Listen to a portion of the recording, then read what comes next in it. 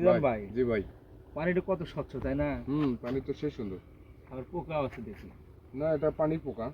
থাকে, পানির পোকা। এটা থাকে এরকম। ও, আচ্ছা ভাই, এটা হচ্ছে বাংলাদেশের মধ্যে পড়ছে তাই এটা না? বাংলাদেশ। আর ওটা কি ভাই? ওটা ইন্ডিয়া। ও ভাই, আমি বুঝলাম না যে এই বাংলাদেশ আর ইন্ডিয়ার মাঝে হুম। এত, মনে করেন যে এটা কি নদী বলে না? নদী নদী নদী। নদীটা কেমন হলো ভাই? নদীটা ভাই এটা বহু কাহিনী ভাই। এটা সে আমার বাপের যে বাপ আছে, অর্থাৎ আমার দাদা। এই দাদা একদিন সকালবেলা মানে ঘুম থেকে আপনার দাদির উঠাইছে। জামাই? আমার দাদির জামাই। যাই হোক, বুঝতে পারছি। সকালবেলা ঘুম থেকে উঠে বেড়া এদিকে আইছে। এদিকে আসে ওই বালু সিস্টেম আসলো, ওই বালু তুলে দাদি ছিল মিষ্টি আলু লাগানো। মিষ্টি আলু, মিষ্টি হলো কি ভাই? মিষ্টি আলু ওই যে আপনার হচ্ছে হলো, একটা আছে তরকারি খাওয়া, হ্যাঁ। আর একটা আছে হলো লম্বা মিষ্টি আলু।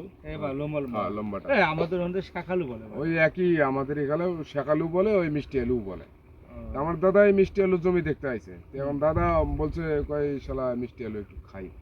তো দাঁত না মাজে তো চলে আইছে। তো ওই ওই মিষ্টি আলু জমির থেকে বালু তুলে আপনার হচ্ছে হলো দাঁত মাজতে মাজতে দাঁত মাজতেছে। এই সময় এই সময় আমি আইতেছি। আইসা থেকে দাদা আমার মিষ্টি আলু। জমিনত দাদা আসে ওই মাটি তুলে দাঁত মাজতেছে, বুঝলেন? কি কথা শুনেলেন রে ভাই? এই দাঁত মাছতেই আপনার দাদা এত ভালো লাগছে যে একটা নদী বানালা দিছে। আরে ভাই, সে কথা কেন, আমি যদি না আইতাম তাহলে তো মনে হয় পুরাটাই সাগর বানাইতো, বাংলাদেশি সাগর হয়ে যাইতো। ওরে বাবা, তাই নাকি ভাই? আমি আসে মনে করো, যাই হোক, অল্পটুকুলো সেফ হচ্ছে। এই রে শালা চাপা ভাই, সেদিন তো কই শালা দিনাজপুরে মফিজ, রংপুরে মফিজ, শালারা এত চাপাবাজ।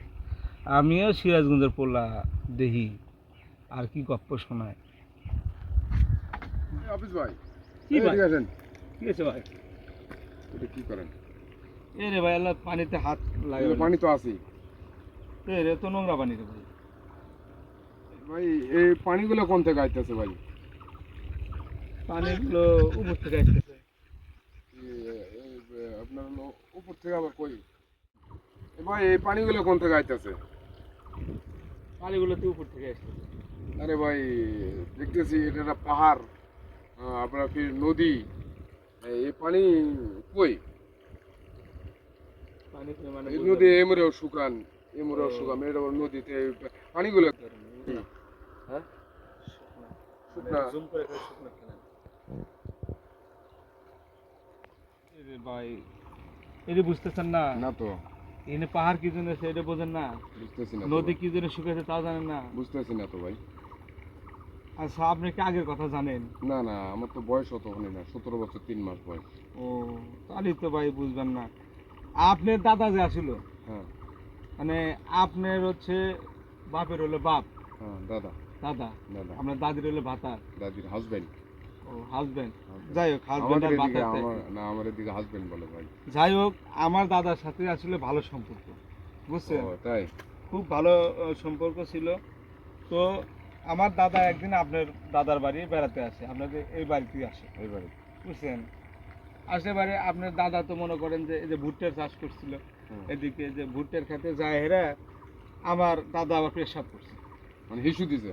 হ্যাঁ, যাই পেশাব করছে, এদিকে মনে করেন যে ঢিলা কুলুপ করবো, এখন তো ঢেল নাই, তো খালি দাদা, বালু। দাদা টিস্যু নিয়ে আসেনি? টিস্যু কই পাবো, তখন তো আর টিস্যুর যুগ ছিল না রে তখন ভাই, টিস্যু ছিল না। টিস্যু ছিল না। ও, তখন কি করব, বালু দিয়ে তো আর কুলুপ করা যায় না। না, বালু দেখে আমরা পুলিশ করি। পরে এই জায়গায় আসলে নদী, বুঝছেন? হুম। এখনো নদী আছে, কিন্তু নদীর পানি না। তখন হলে এই পানি খরচ করবে নছে, ঠিক আছে? হুম। এই পানি দিয়া, পানি ঠিক দিয়ে আছে, খরচ। পানি খরচ করবে নছে। হ্যাঁ, আমাদের সিরাজগঞ্জের ভাষাতে পানি খরচ। ঠিক আছে। যাই পানি খরচ করে নছে, এই রে ভাই, এই মনে করেন পানি আসতে আসতে এমন স্রোত গড়ছে, হুম। শালার বালু উঠে গেছে বা পাহাড়, কিংবা নদী গেছে শুকে।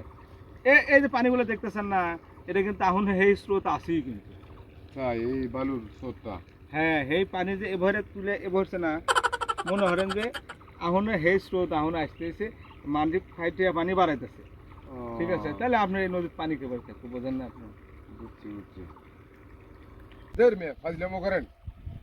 এই পানি খরচ করতে আপনার এত নদীর পানি লাগে? ফাজলামো করার জায়গা পান না নিয়ে না। হ্যাঁ, সিরাজগঞ্জের লোক খালি চাপাবাজ।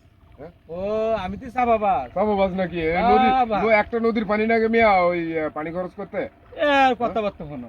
তাহলে আরে তুমি রং ফিরে মফিজা যদি ক তোমার দাদা হলো এই দাঁত মাছতি হলে একটা নদী মানে হালা দিছে, আর আমার দাদা পানি খরচা করতে একটা নদী শুকা পারবো না, এটা কথা বলেন আপনি? আহ ভাই এই সিরাজগঞ্জের লোক সারা সব চাপাবাজ, এদের খালি মনে করো চাপা দিয়েই চলে। এদের চাপার উপর দিয়ে রেলগাড়ি গেলেও রেলগাড়ি নষ্ট হয়ে যাবে, বুঝছেন, তাও চাপা ঠিক থাকবে।